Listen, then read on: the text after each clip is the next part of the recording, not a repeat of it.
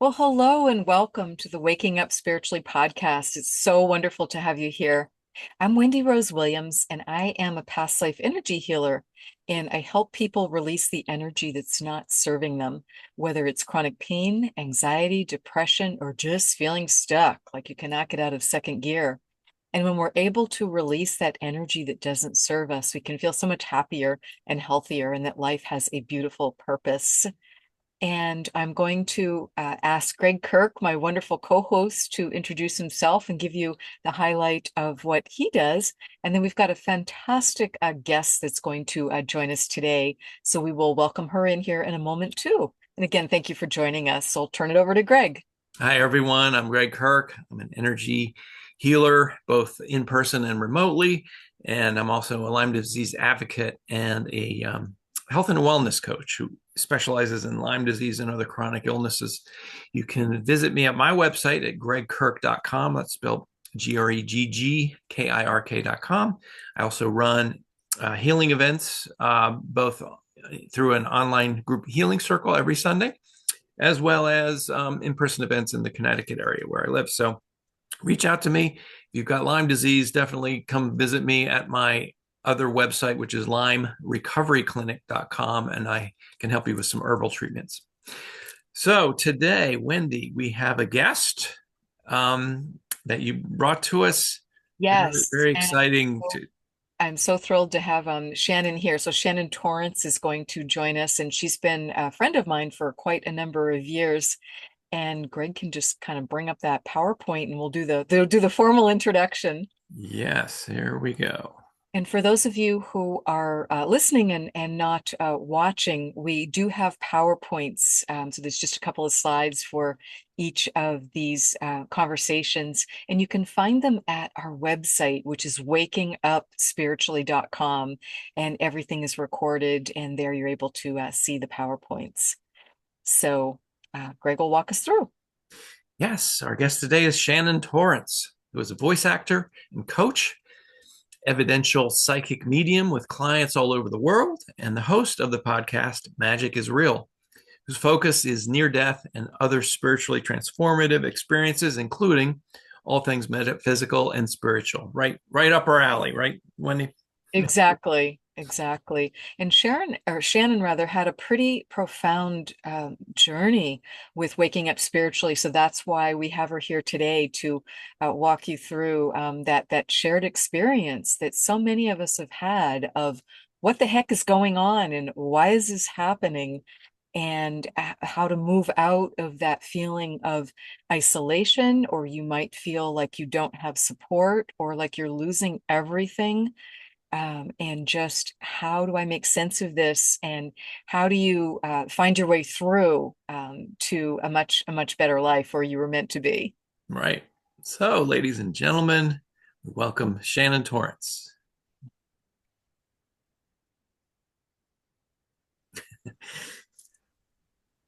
She comes. There she is. Hello. Well, hi there, Shannon. Shannon. It's such a pleasure to have you here.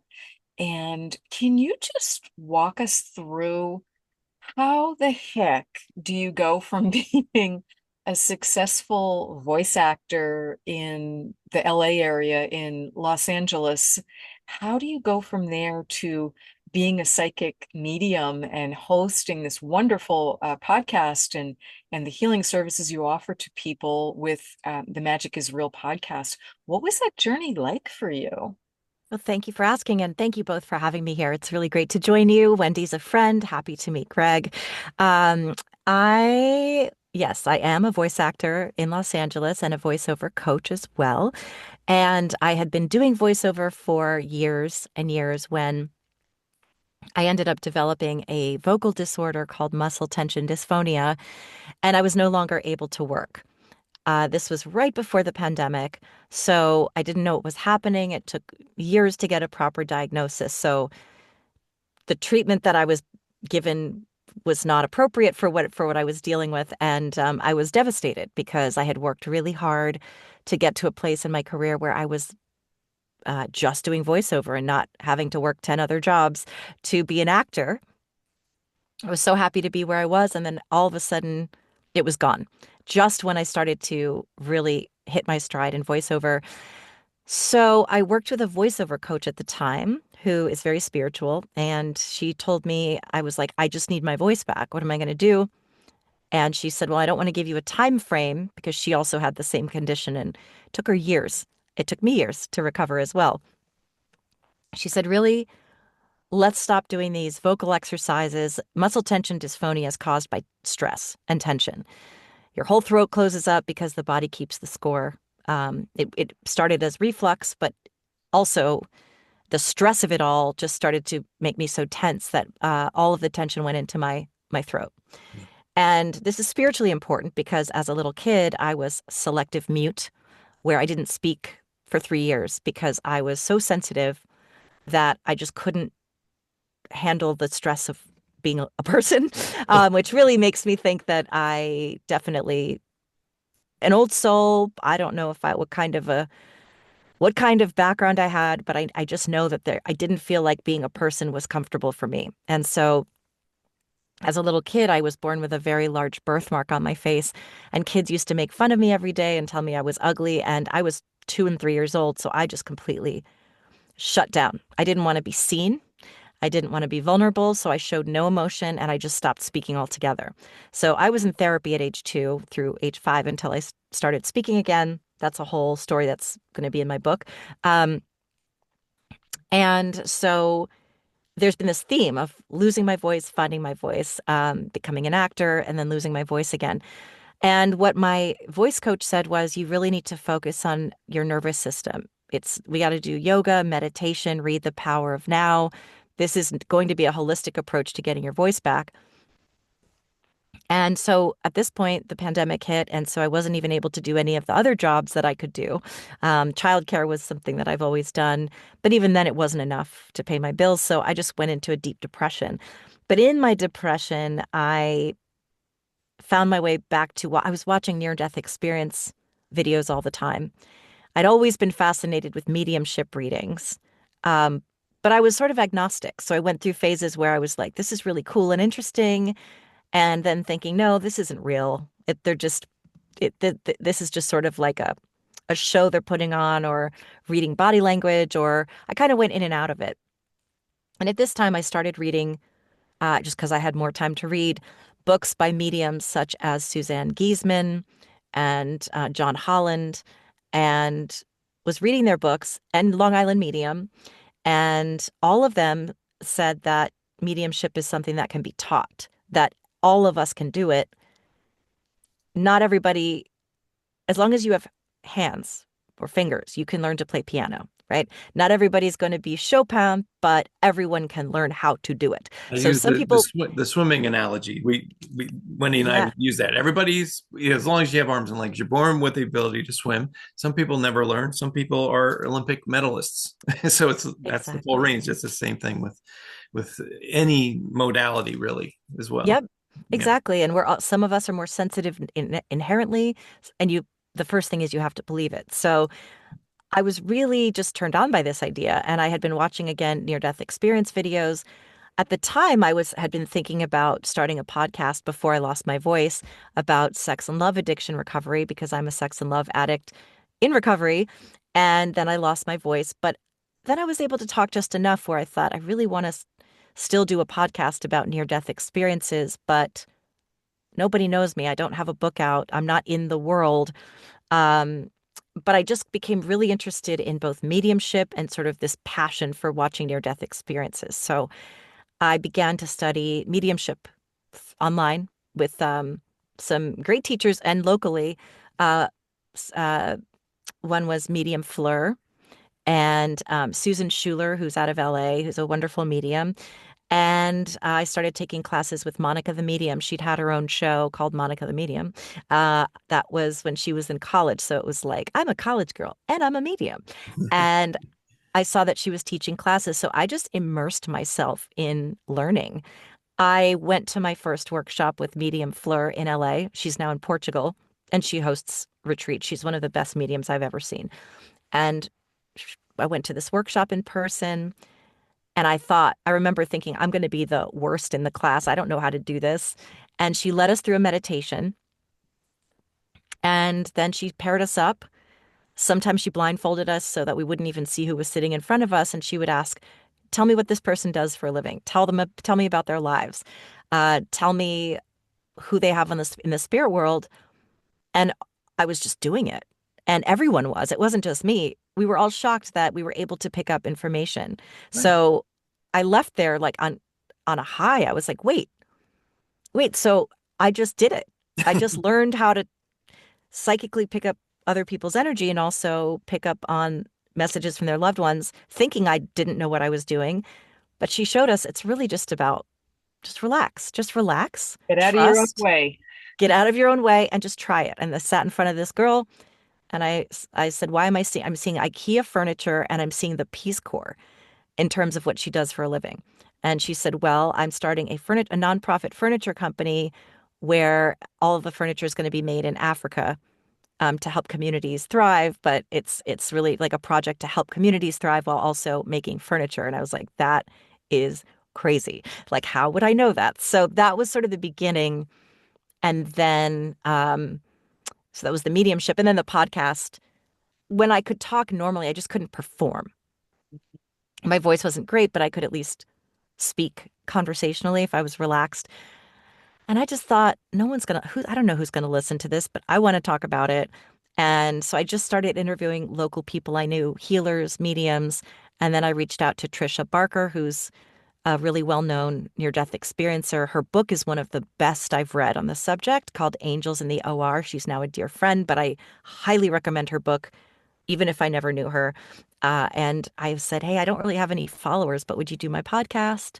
And she did. And then she said, I loved it. I'll pass it on to others. And before you know it, I had a growing YouTube channel that's also wherever you get your podcasts, where I interview near-death experiencers, people who've had spiritually transformative experiences similar to your program, and healers and mediums and that sort of thing. So let's go back to what were the symptoms that you began to have? Yeah, I think thank you for asking, because I think a lot of people have muscle tension dysphonia and don't realize it. Right. And I now can hear it in someone's voice. I can just tell when they have it. It's very common with public speakers, teachers, professional voice users.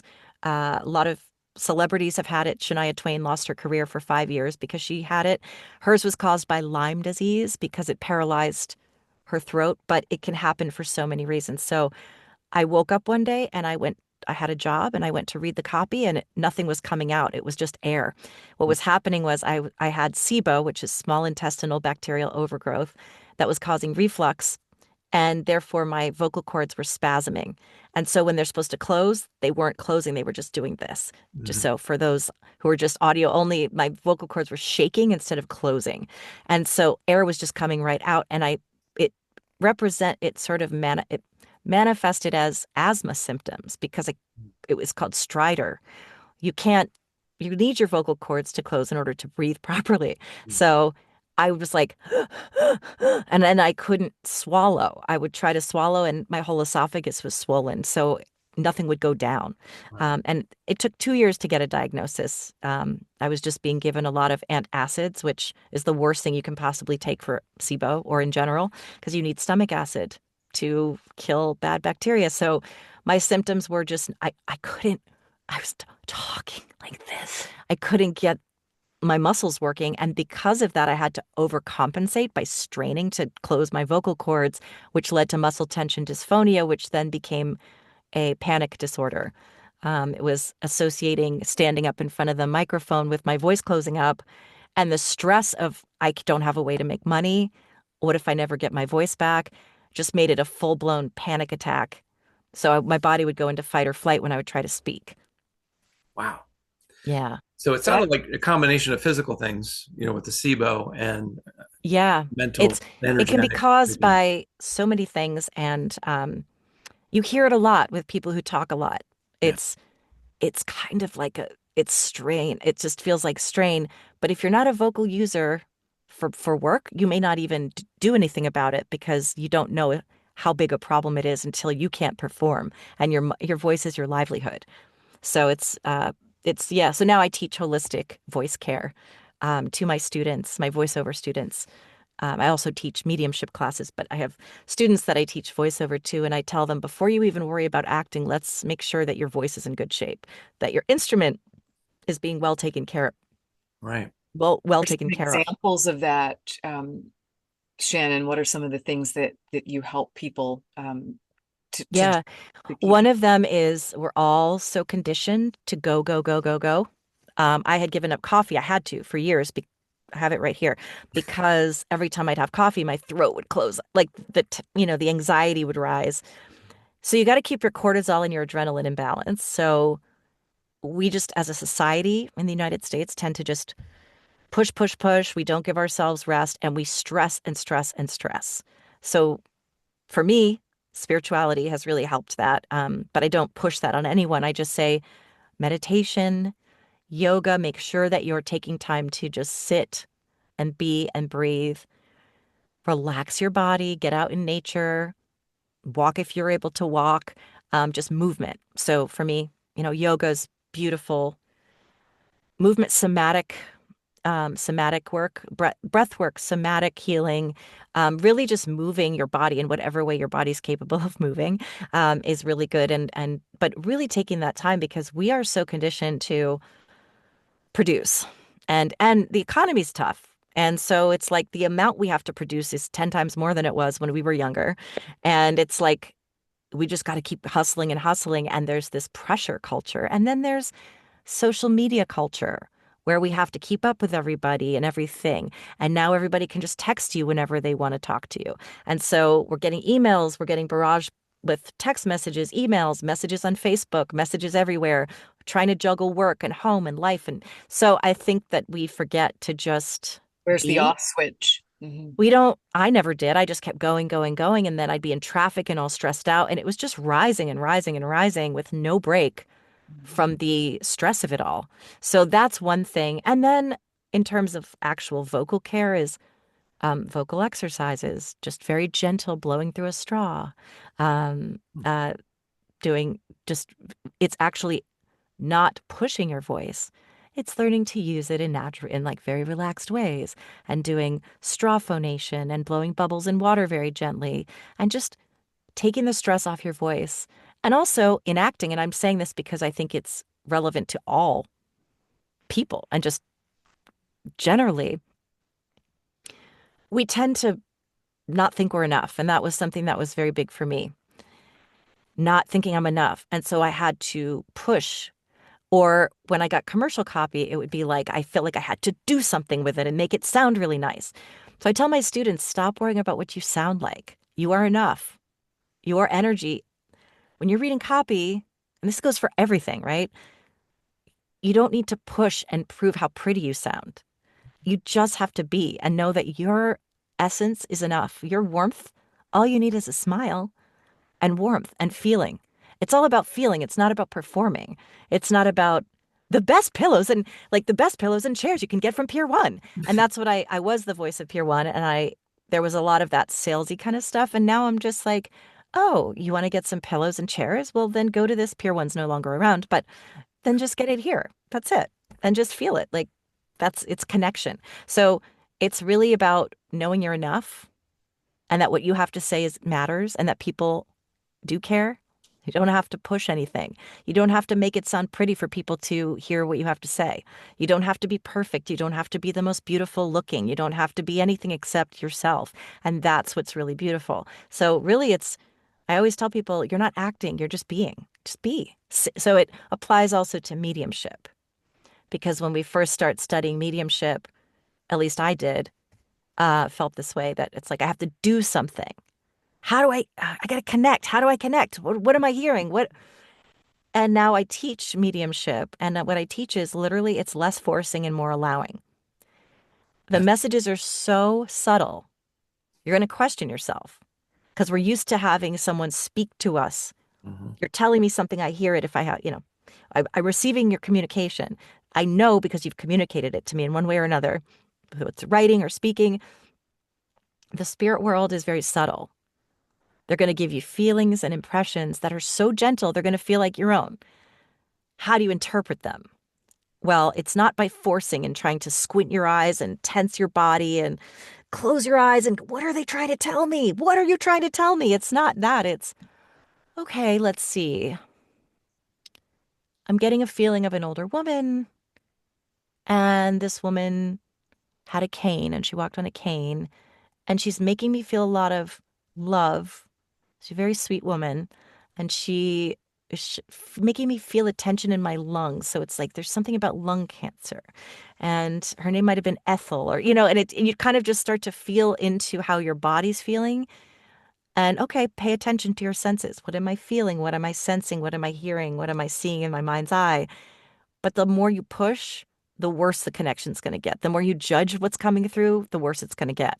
The more you doubt yourself, the worse it's going to get. So I tattooed the word trust on my wrist to remind myself to just, you literally don't have to do anything. You literally, someone wants to get a reading from you, you show up, you intend to connect. As Suzanne Giesman says, she just says switch. And she switches her attention from the physical world to the spirit world. And it's so easy that it's so natural and easy, but we make it harder than it is. So it's like first learning the techniques and then unlearning them. Same with voiceover. Learn how to read copy, learn about what the marketing agency is asking for here, learn about timing and technique, but then throw it all away and just share the story. It's not a commercial. We're not selling. It's just sharing a story to somebody who we think would benefit from it. And it's what's the connection? What's the connection between me and this uh, person I'm communicating with when I'm doing voiceover? And why is it important to me? Why should it be important for them? What's my relationship with them? And then taking that into mediumship. Just literally trust that if you call on spirit, they will be there and That's they will start telling you what you need to know. that's great Thank you. advice. I love what you said about learning the rules or the instructions, and then once you get to a point, forget about them Yeah. and do just be the best possible version of you. Open up and receive. That goes for all the modalities. Do you play guitar, Greg? I do. I knew. I was thinking because I was in, that's, I'm like, say that to Greg. I was thinking when you play guitar, first you do have to learn all the chords and the techniques and the strumming patterns and all of that, Yeah. but then it becomes muscle memory. And Yeah. then then it's instinct and feeling. And emotion can come through in guitar playing, even though people would say, well, what do you mean? It's like you're communicating through music. And so when you're in that flow, yes, you learned all the things. You learned music theory. You learned how to hold the instrument. You had to practice. You had to get the technique right. And now you can kind of just relax and just feel it. Yeah. And the same with almost anybody who has learned Reiki. You know, Hmm. after they get to a certain point, I asked, do you do any of the procedures that you learned? Some of them, but mostly it's my own thing now. Almost Yeah. everybody that I know who has been trained in Reiki, that's their story, and it's more or less what you've said. You learn how to do it, and that was my experience when I learned Reiki. All of a sudden, one day I was doing it, and I was receiving information and having these supernatural experiences where I'm like, this can't be that easy. It's just they didn't half of this they didn't even train me to do, and I'm getting all this stuff coming in. So I know exactly what you're talking about. It really is getting out of the way, like Wendy said. I Yeah, think I'm a it Reiki master too, so I understand that reference. So, Wendy, what were you going to say? I think it's what you're both saying of just opening your heart, because in Reiki, I was taught to be the clear vessel. You Mm, know, Yeah. don't want to be filtering it or putting your bias on it, right. because I think that's so important, Shannon, when you're doing a psychic medium reading, because seeing 12 dancing penguins may mean nothing to you, but you just have to not doubt it and pass and say, what does this mean to you, if anything? Yeah. Just pass it on, not doubt yourself, and just see if it makes sense for that client, for that sitter or not. And sometimes it takes a little bit for the sitter or the client to figure it out too. Like I couldn't figure out in this one reading I had from someone, this information kept coming up about a relative having this certain lovely pocket watch, So it was like a great uncle, a grandfather, someone. And I'm like, I don't know what to tell you. It doesn't mean anything to me. And she kept bringing it up. It's like, well, we just have to let it go. Well, guess what I find when I'm moving houses and finally unpack everything I own? And I was going tiny. I found this jewelry box with this pocket watch in it. So I did make sure to email her. You know, Always do that. It's so good to, so many times people say no. And I used to get off track in the beginning and go, oh, I'm wrong. Oh, shoot, I'm wrong. I'm going down the wrong path. And then I'd start doubting myself and getting in my head. Now I know if they say no, it's possible I'm wrong because I always tell my clients there are going to be three reasons why I'm going to get a no. So don't be afraid to say no to me. One, you may not know the information right now, but you might find it out later. Right. Two, I might be misinterpreting it. Three, I could be wrong because I also have my own thoughts swimming through my head that are floating by along with. So it's my job to differentiate what's mine and what's theirs. And sometimes they get mixed up. So I always tell people, I could be wrong, but just write it down. And I would say 85% of the time they come back and say, you were right. I found out this thing. I had done a reading and this woman just kept saying, no, no, no, no, no. And finally, her surviving daughter and the uh, daughter in spirit's husband reached out to me and said everything you said was right down to the like letter, but she didn't know some of the stuff because they were in different countries. And so you do kind of just have to go with it and just go, well, trust that it came to me for a reason. And even if any good medium is only 85% accurate, that's the best of the best of the best. Right. So there might be things in there that don't resonate. But sure.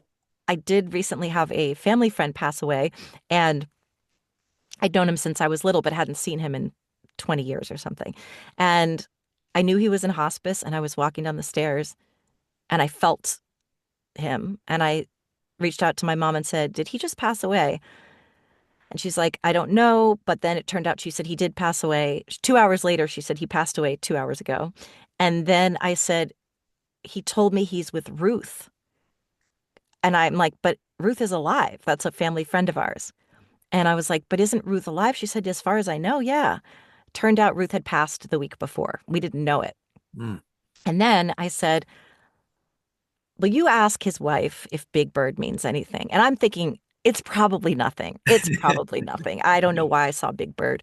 Right. And the wife came forward and said, yes, I came home from work one day and I was really distraught about a mistake I had made. And he said, well, you know what Big Bird says? It's all right to make mistakes. And she said, we always said that to each other all the time. And so then you just have to kind of go, I have no idea why Big Bird, but I'm just going to say it and then kind of cringe and be like, I don't know, maybe I'm wrong. And then you're not. So I've learned to trust spirit more and more as continues happening, that the more find out that, okay, that was a thing. Okay. All right. Then now I just relax. I'm like, whatever happens, spirit's not going to let me fall, because if spirit needs to communicate to you, it's not about me. They're Right. going to use me to get the message across. So sometimes I'll just say things. I don't even know why I'm saying it. I'm just keep talking because I'm like, clearly they want me to share this with you for some reason. Right. And at the end of the readings, I have pretty much like everyone's like, that was so accurate. And I'm like, it's not me. It's not that I have some gift that you don't have. It's just that I know to trust myself and just relax and just let it flow through. Right. And you've worked really hard to have that training and do that self-healing, and then to be able to relax into Right. it. Yeah. You've worked You, really hard to let go. To let go. That's, like I said, it's with everything. It's with learning music. It's with learning any skill. Yeah. Learn all the basics and then keep them in mind, but then trust your instincts. Then take it all, throw it away. And that's what I tell people in acting too. Take the copy, throw away the words. Because a lot of people, when they do voiceover, they're over enunciating and they're trying to sound perfect. And they're natural. coming across sounding like a robot. And I say, okay, yes, you have to read, but forget the words. Just say the words. Just say them. You don't have to put on a fakey anything. You just say the words to me right now. And if that doesn't work, I say, scrap it, improv to me. Tell me what it's about. And let's go back now and do it. Just, it has to be truthful. That's all that matters. Same with spirit communication. Right. Just letting that authenticity come through so that it's genuine. Yeah, exactly. So, Shannon, what do you think is different in your life if you'd not had this incredible challenge and experience of having lost your voice for that long and therefore your livelihood? Because it can become part of our identity too, Oh, yeah. because that seems to be another uniquely American thing is who are you becomes what do you do Hmm. Yeah. for a living. And as you said, that doing versus being. So what do you think the differences are? Like if you'd never had that experience, what do you think you would have missed out on? When it happened, I was so distraught. Um, and I really honestly didn't want to be here anymore. And it was because I'd worked for 20 years to get to that place where I was going to make a living doing what I love the most in the world. And I suddenly was, for the first time in my life, making an adult income in my 40s for the first time, not struggling and doing what I love. And I was like, I'm on a high. This is the best. I love my work. Every day I wake up excited to get going. And so I just felt like my whole purpose was gone. And I said out loud, why are you doing this to me? Why is this happening? I don't understand why you would take this away from me when it's all I've ever wanted or worked for. And it's what I'm the best at. Well, now I understand that it was because whatever, spirit guides, God, whoever, me, my higher self, this was part of the path because I needed to learn that, yes, you're a very good actor. Yes, it's really fun. And yes, you can make money doing it, but that's not your purpose here on earth. That's not, you're not being of service in the way that you were put here to be of service. So I'm getting chills too from that because they're like, you get it now. Thank you. I Let go of was the pillows at Pier 1. Yes. It's not. I had another medium tell me, you're not even supposed to be a medium necessarily. I mean, you can if you like it, but that's not your purpose. And I took that with a grain of salt. She said, you're meant to write your book to help a lot of people. So I'm writing a self-help book right now. That being said, I'm getting chills again. It's not that I'm not meant to be a medium. It's that being a medium is just part of the equation. These are Um, stepping stones. for example, I'm trying to figure out. Yeah. So I had a client come to me and I'll leave out all the personal details, but she was very young, and she told me that due to chronic pain, she was going to Switzerland to take her life, to do it. Um, and so through that, I inadvertently sort of became a death doula for her because her family wasn't, she felt, they were very distraught by the whole thing and they weren't in a position to be supportive about it, of course, because it was very devastating to them and they were going through their own grief about it. And she and I in a month became so close because she's like, I just, I need she's like, I can't put this on my family. It's like, and in doing so, then the night before she sent me this, letter. It was at 11:11. I don't know if she meant to do that, but came in at 11:11. And she told me how much my support had meant to her and how she was going to be my angel on the other side. And oh, I talk to her I mean, she's here. I can feel her every single day.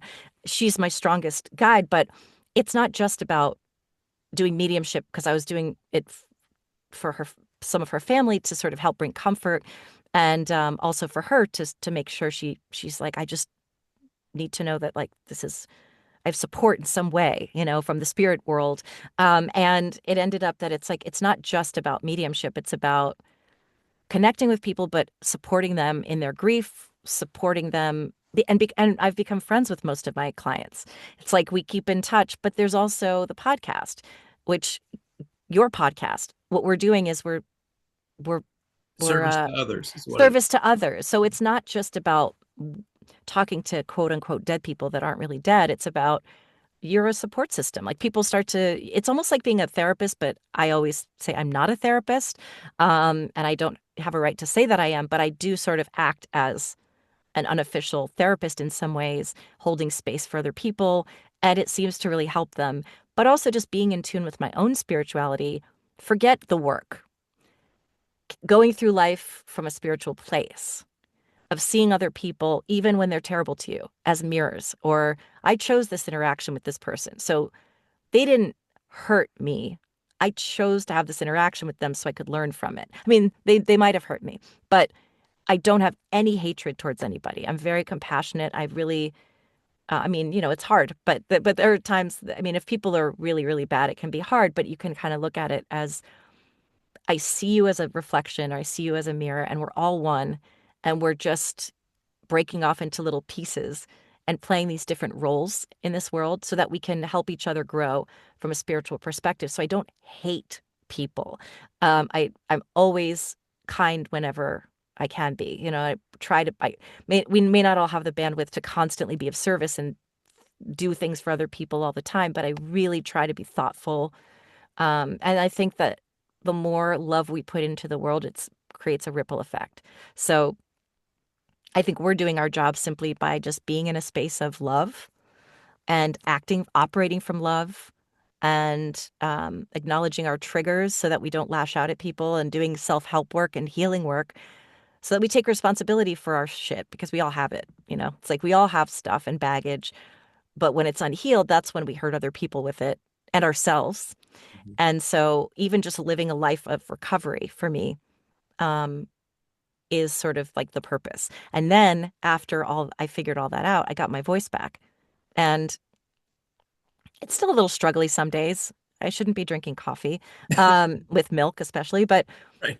it's now I get to be a teacher to voice students, but in a way where I kind of I don't, like I said, I don't put spirituality on them, but I teach from a place of holistic care.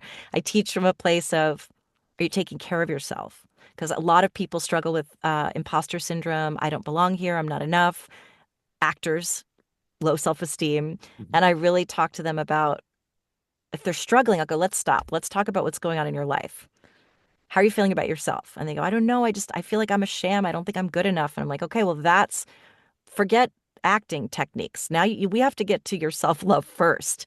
So it's kind of just, I think we all, like, from our experiences, like you doing this podcast and being a musician or sharing your art, Wendy, everything that you shared, your writing, these are ways that we can support the collective and create community. And so to me, I think God was just telling me, you're a good actor, but that's not changing the world in any significant way, really. I mean, it's not anything that it does. It can bring joy. It can really help people connect. But really, that's not like the reason. That's not the reason you're here. Exactly. Yeah. It describes, Wendy's and my personal stories too. Oh yeah. Things were going along fine. In my life, I was making money. I was doing this, that, and the other thing. And then all of a sudden, for me, it was Lyme disease.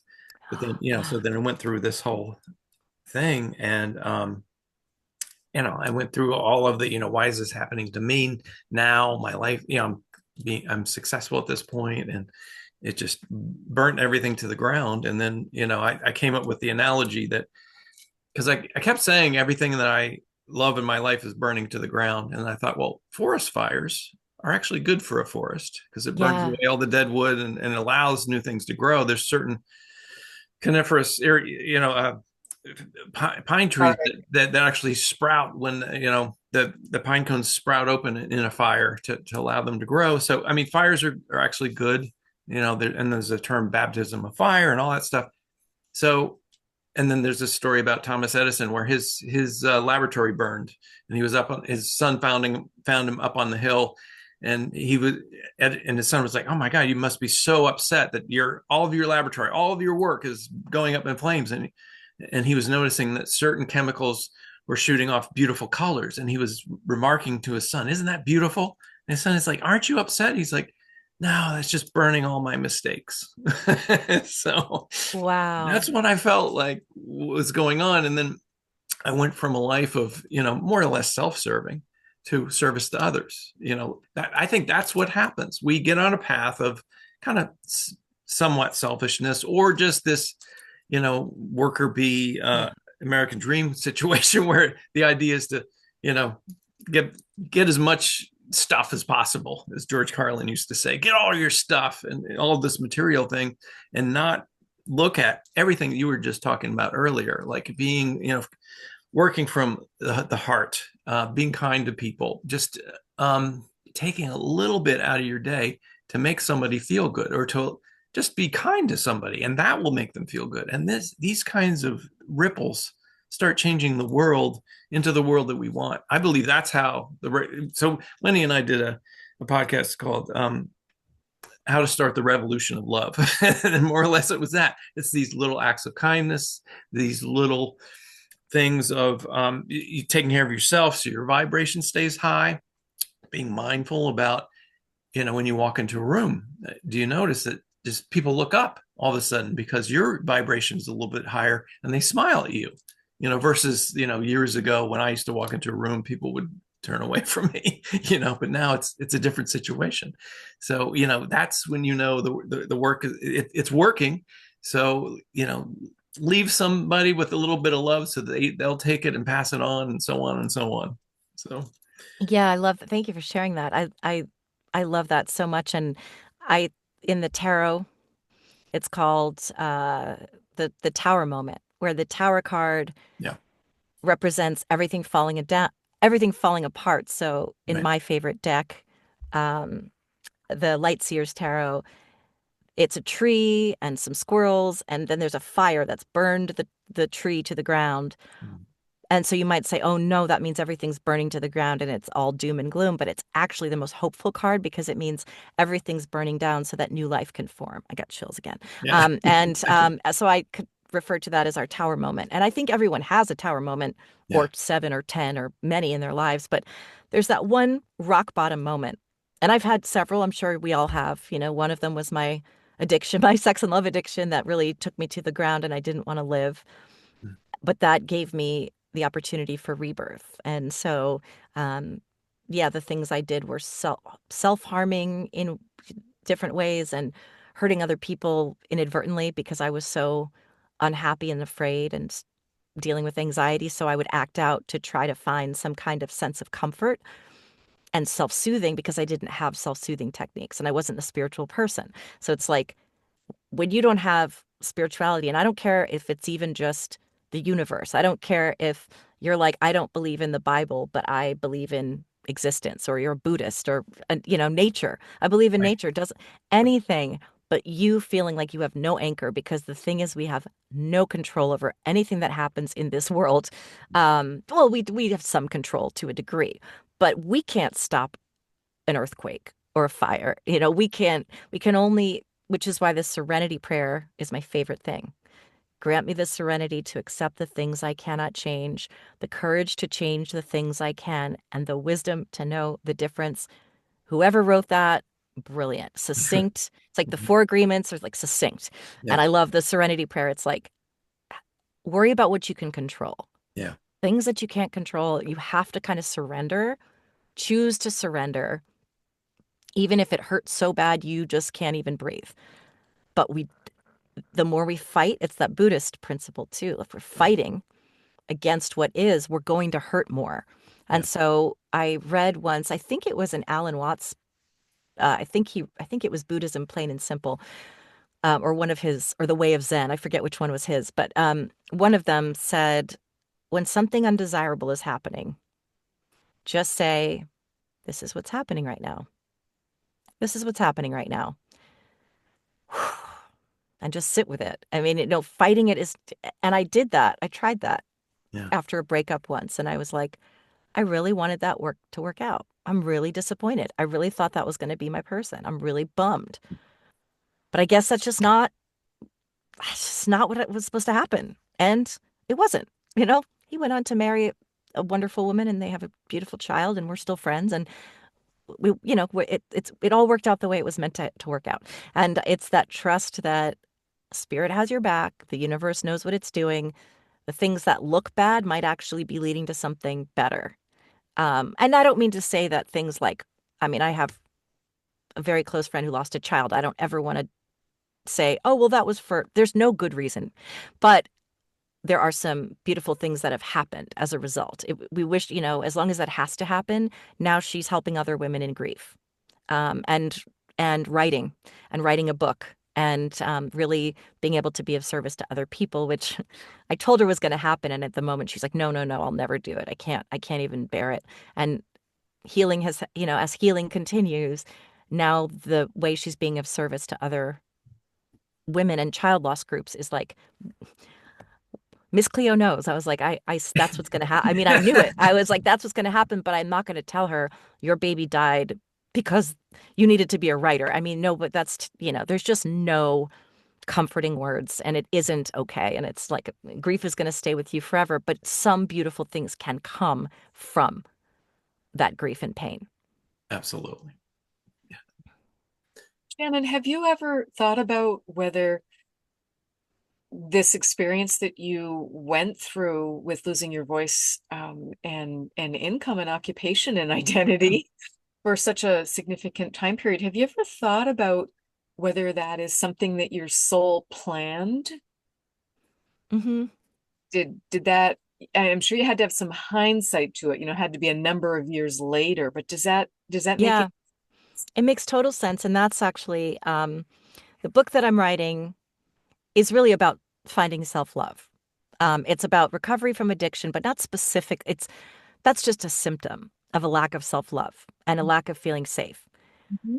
And really, my particular journey, I know was not an accident. I think we have free will, but I know that certain things are in a timeline. So for me, I was born with a birthmark that was really large on my face. So, and I was born a highly sensitive person to the point, I mean, an empath.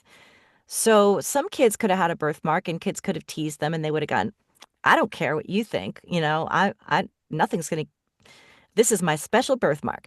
For me, it was, I internalized, you're ugly, you're ugly, you're ugly, you're different, you're weird. And then I just said, I'm not going to, how kids go, they put their hands over their face. You can't see me. That's what I did. I didn't want to be seen. I didn't want to be vulnerable. And I wanted to be invisible because when people looked at me, it was a negative experience and it made me self-conscious. So I just wanted to disappear.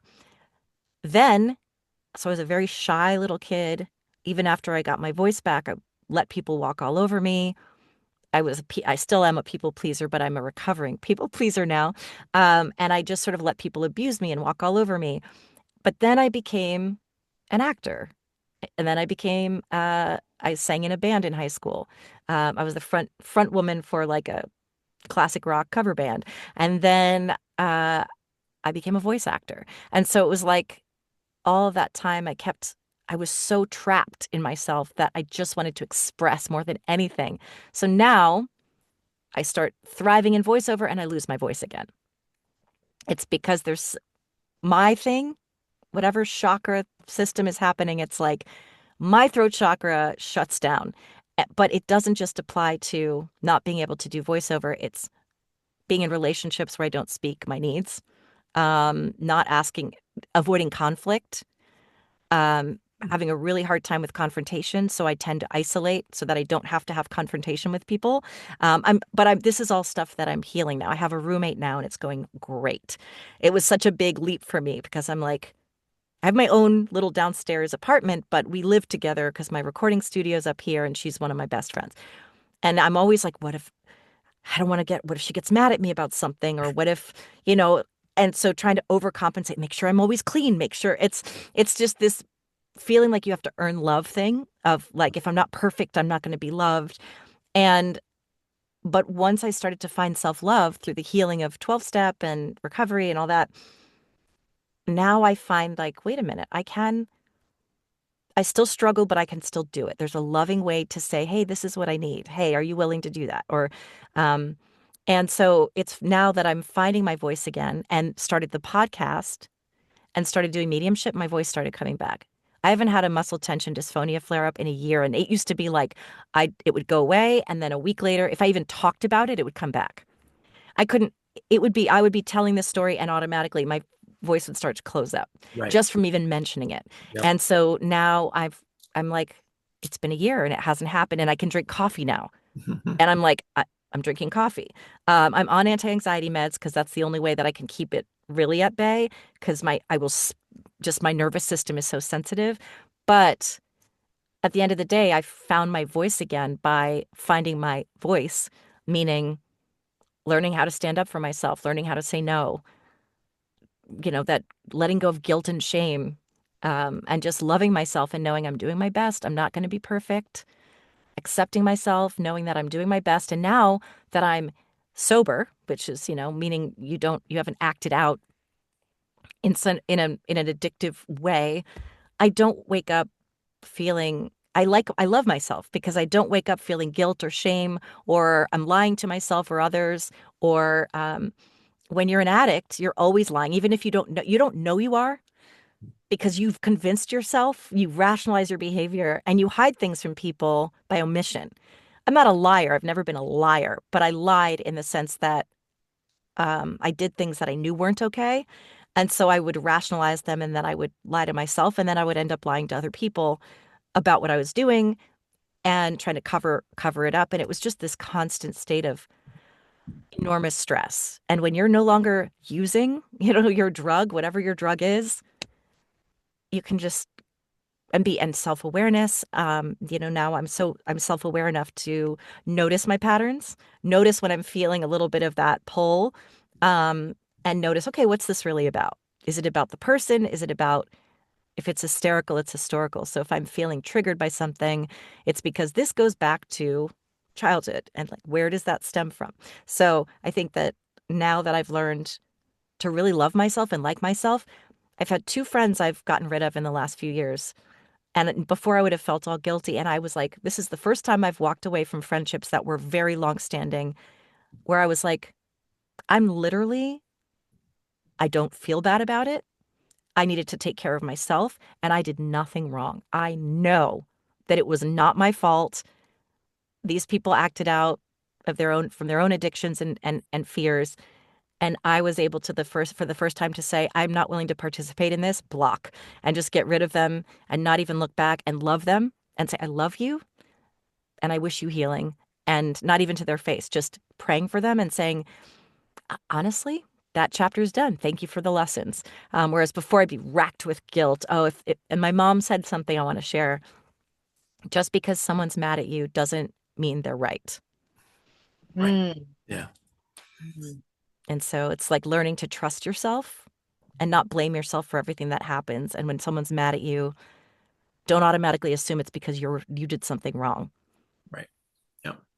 Because we can simply outgrow people. They can outgrow us. Yeah. And but you're right, when it's been long term, especially it can throw us off. I do think having friendships fall away and end, and also it can be relationships with family members. I think that is part of the spiritual awakening process, and we can Hmm. just go through phases of it, but we can hopefully develop some more grace with it, like like you were citing, Shannon, of it just it doesn't mean that you don't care and don't have a compassionate heart, but you've got to extend that to yourself. As you said, you've got to have that self-love and just realize this isn't a healthy relationship for me anymore. I just need to let it wrap up. It needs to be complete. Exactly. And that's okay. Mhm.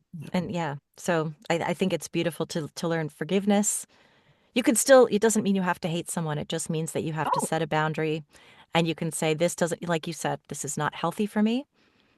I love you with an open palm. I wish you nothing but love and healing and peace. And I'm going to stay over here and send you love from over here. You don't need to be in my life. love Right. them from a safe distance. Yes. And you can do that. And you can still love them very much and not want them to participate in their lives. Right, right, exactly. And again, it can be just more loaded when it's either a very long-term friendship, or a family member. But I think we just have to really learn to have that self-love and self-respect and self-compassion, all those solar plexus Yeah. chakra energies, and just our heart, to be healthy. And yes, it can be hard to do. I think that's why a lot of people can stay in relationships too long. Hmm. Good for them anymore because they're so afraid of being lonely or alone, add in if it's a romantic relationship, it's got all those delightful hormones in it. And Oxytocin and dopamine are literally the most addictive drug, and I still am addicted to them, and I still notice when I'm getting a high from them. And one of the things I share also in this book is that I was in a 12-step meeting once, and there was a guy that said, I'm a heroin addict, and coming off heroin was so much easier than withdrawal from love addiction, like basically from a Wow. person or even just intimate relationships. Because, when you go in to sex and love addiction recovery, the first thing is 90 days, no contact with either the person you're addicted to or behavior that you're addicted to. And even to the point where they said to me, don't even hug men. And I was like, well, that's not going to work for me because I'm a very huggy person.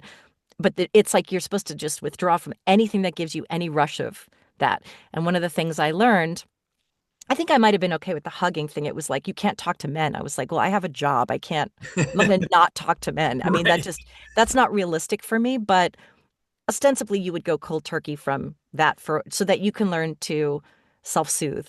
And one of the things that I find so interesting is that we produce the hormone oxytocin for survival. So when I bond with you as a mate, it's actually, and this is, I've explained this before too to men, that the reason that, there's this idea that women, for example, go crazy, right? A lot of men will say, oh, women are crazy. I'm like, they're not crazy. What's happening is we're oxytocin bonding with you. And so my primal self, this is my mate. I'm supposed to procreate with this other person. Therefore, because if I don't have you back in the olden times, you would protect us from predators. So or even just rejection from a social group, the reason people become so deeply depressed is because suicidal even.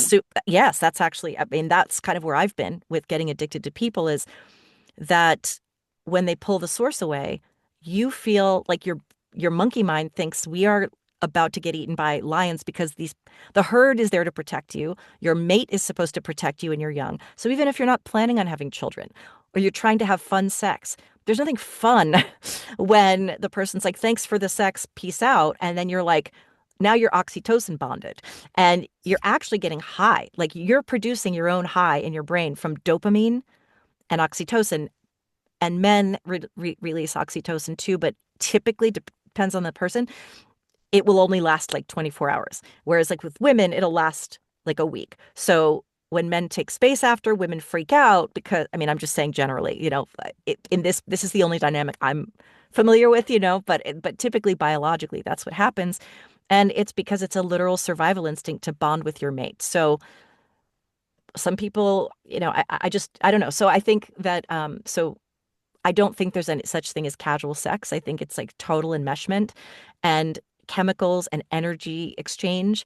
And so we can tell ourselves, oh, I won't get attached, but the attachment is the high. And that's why withdrawal hurts so bad, because you're on a high in the moment of bonding with this person, connection, dopamine, oxytocin, serotonin, and you're on a cloud nine for like days after, and you're like swooning, and that's what they call love. That's what I think they're in love. And then when the person doesn't return, or maybe you just aren't seeing each other that week, the dopamine drops, the oxytocin drops.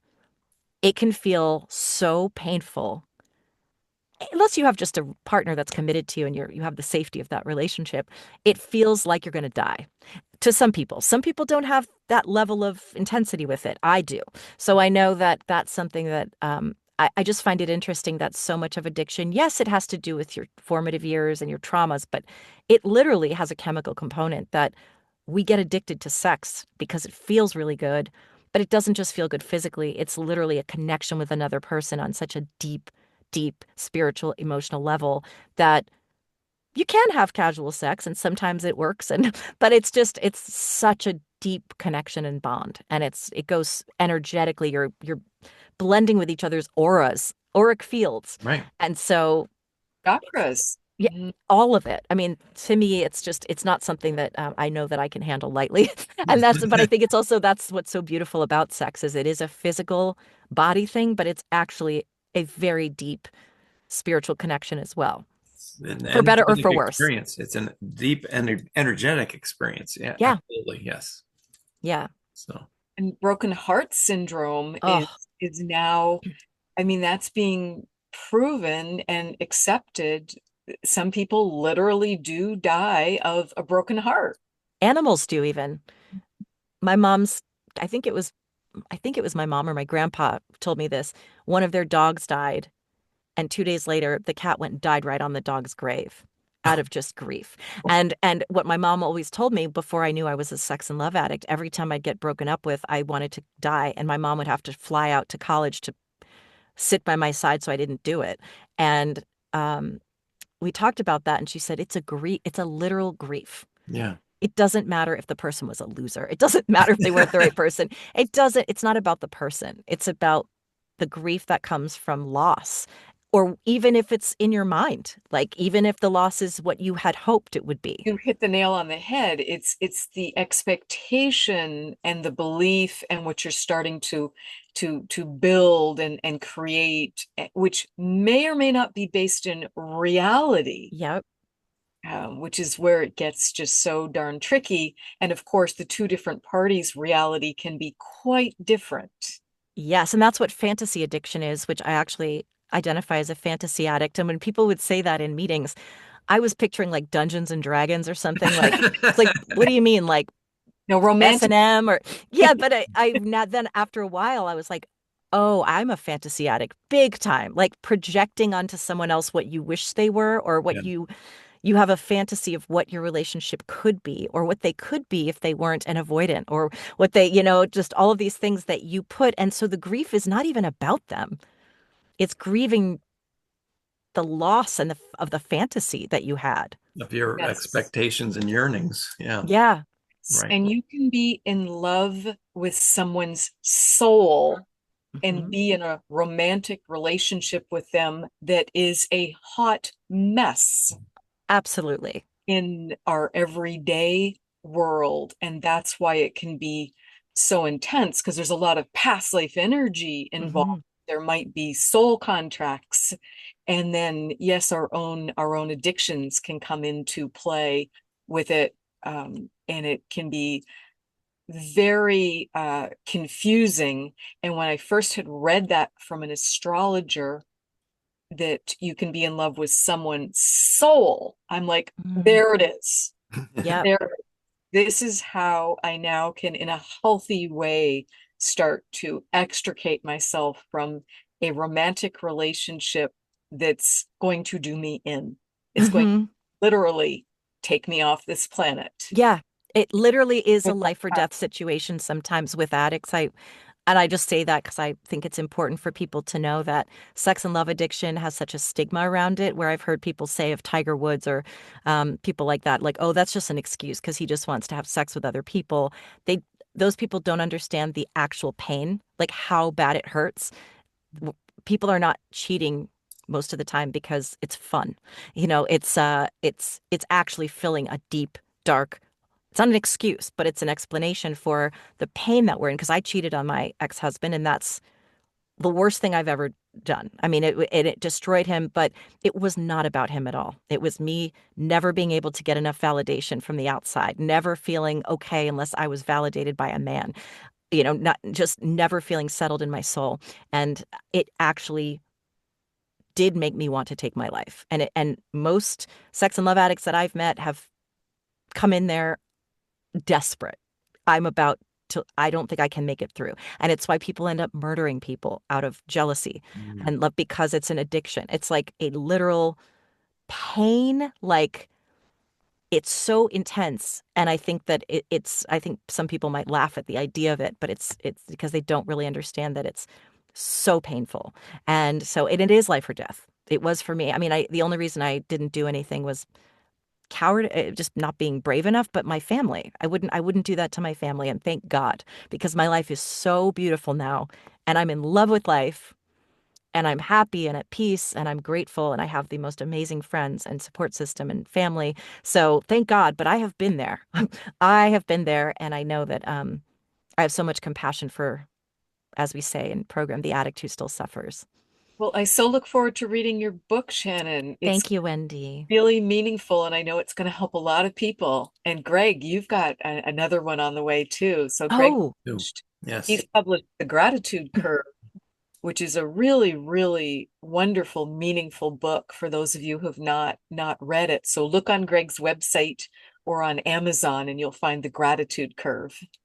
I was starting to awesome. heal from Lyme disease, and instead I had a spiritual awakening. Well, I had both. I healed from Lyme, but unexpected spiritual um, awakening that happened. So that's what. Completely relate. That's awesome. Yeah, I mean, it's more or less what you went Lyme through. disease is it. I feel like everyone I know who's had it has had a similar experience because it's a long, grueling road. It is. It is.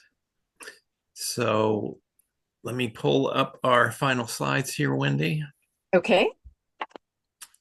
And here we And go. Shannon, what is the best way for people to reach you? Oh, that's so nice. Look at you. You're so fancy. I would just for now I have a website called Real Magic Services, but apparently booking on there is kind of wonky. So you can just email me at magicisrealshannon@gmail.com. And it is Real Magic Services. And then my podcast is Magic is Real. It is on YouTube and wherever you get your podcasts. If you just look up Magic, you'll have links. But Magic is Real podcast with Shannon Torrence, YouTube. Would love for you to subscribe. And yeah, again, magicisrealshannon@gmail.com. Just reach out. Thanks for asking. So, okay, Wendy. Very good. Well, some upcoming events from me. Please visit my website, which is my full name, wendyrosewilliams.com. And I'm going to be helping people meet your spirit guide on Saturday, June 21st. And I'll be doing a live channeling of the Ascended Masters and Angels. And that is always a really special program with that incredible healing that comes through. And it's just all over the map because people get to ask one question: what would be the most helpful to them? And that's going to be Saturday, July 19th. And then I'll be doing a group past life regression workshop on Saturday, August 2nd. So please visit the website for that information, as well as how to work together one-on-one. And you're able to find my latest book, Regression Healing 2, Joe and Marilyn, on Amazon and on Audible. And you can hear the backstory to that on Ask Julie Ryan, as well as on Magic is Real. So Yes, you can. where we shared that story. I'm sorry, Shannon, I did not think to change that link because we had a great conversation about it, and you had some wonderful points. And then Gregg, I think there's one more screen. There is. We had some technical difficulties. Sorry. Okay. And so thank you everyone for joining us. It was such a pleasure to have you here. Please join us again on April 14th for the next Waking Up Spiritually podcast, when we're going to have special guest Dave Sanderson. And Dave was one of the Miracle on the Hudson passengers. It's 16 years ago now that there was that incredible bird strike that took out both engines on a flight right outside of New York. And every passenger survived, and he was the last passenger off that flight. So I'm really looking forward to talking with him about how that changed his life. And visit our website at wakingupspiritually.com, and there you will find all the episodes are recorded and broadcasts there, or subscribe to our YouTube channel. And we so appreciate you rating and reviewing us on Apple iTunes or whatever your favorite podcast app is, because that just helps bring in more like-minded people. Visit Gregg at his website, which is Gregg, Gregg, Kirk, KIRK.com, to learn more about his wonderful programs and energy healing sessions and book. And visit me at my website, which is wendyrosewilliams.com. So thank you so much, everyone, for being here, and Shannon for this delightful open conversation. Just didn't know where it was going to go, and that's what makes it fun. Yeah, and thank you so much for having me on your wonderful podcast. I can also vouch for Wendy's amazing services as a past life regressionist. So I just wanted to add that as well. And Gregg, you are lovely, and I can't wait to learn more about you. But thank you so much for having me. This has been really, really wonderful connecting with you both. Thank you, Oh, Shannon. my pleasure. Thank you for being here, Shannon. All right. Bye Bye-bye. now.